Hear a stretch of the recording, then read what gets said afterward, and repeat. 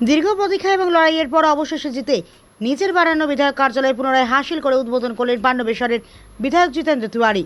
তফাৎ শুধু প্রথমে বিধায়ক কার্যালয় তৈরি করার সময় তিনি তৃণমূল কংগ্রেসের বিধায়ক ছিলেন। বর্তমানে তিনি বিজেপির জয়ী বিধায়ক।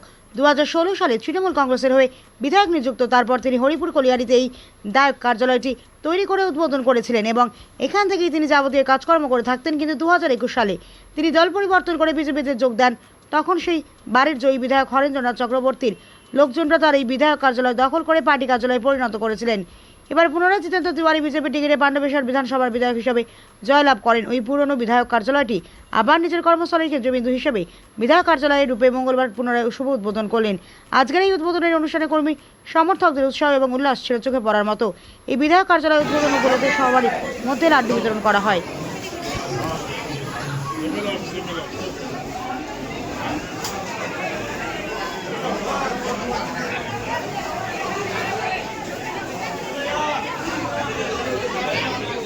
মাননীয় শ্রী জিতেন্দ্র তিওয়ারি মহাশয় দাদাকে আমি বিচারপত্র বলার জন্য অনুরোধ করছি। নমস্কার।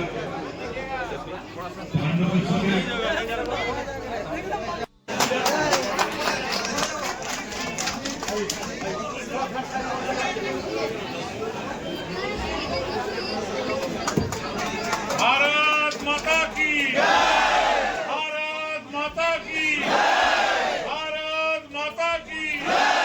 जितेंद्र तिवारी जिंदाबाद, जिंदाबाद, जिंदाबाद। जितेंद्र तिवारी जिंदाबाद। भारत माता की जय, भारत माता की जय, भारत माता की जय। जितेंद्र तिवारी जिंदाबाद, जिंदाबाद, जिंदाबाद। जितेंद्र तिवारी जिंदाबाद, जिंदाबाद, जिंदाबाद। जितेंद्र तिवारी जिंदाबाद, जिंदाबाद।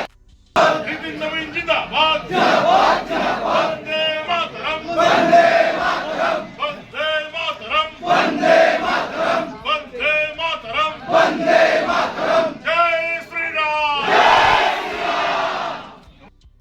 আমাদের দলের কর্মীরা দেখিয়ে দিল এইভাবেও ফিরে আসা যায়।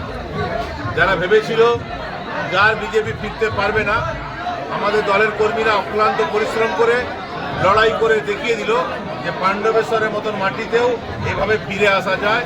এটা অনেক অনেক দলের কর্মীদের কাছে একটা প্রেরণাদায়ক যোগাবে এই ধরনের ঘটনা হলো। এবং আমরা সবাই মিলে চেষ্টা করব পাণ্ডবেশ্বর মানুষকে পরিষেবা দেওয়ার।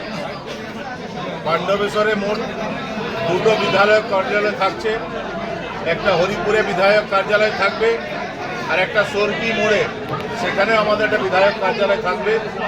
একদিন হরিপুর এবং একদিন সরকি, দু জায়গাতে আমরা বসবো এবং বিধায়ক হিসাবে যে দায়িত্ব আমাদের দল আমাদেরকে দিয়েছে, সরকার দিয়েছে, সেটা পালন করার চেষ্টা করব। এটুকুই আপনাদের সঙ্গে শেয়ার করা ছিল। এবার আজকের অনুষ্ঠান এখানে আমরা শেষ করছি। আগামী দিনে আবার দেখা হবে। ধন্যবাদ।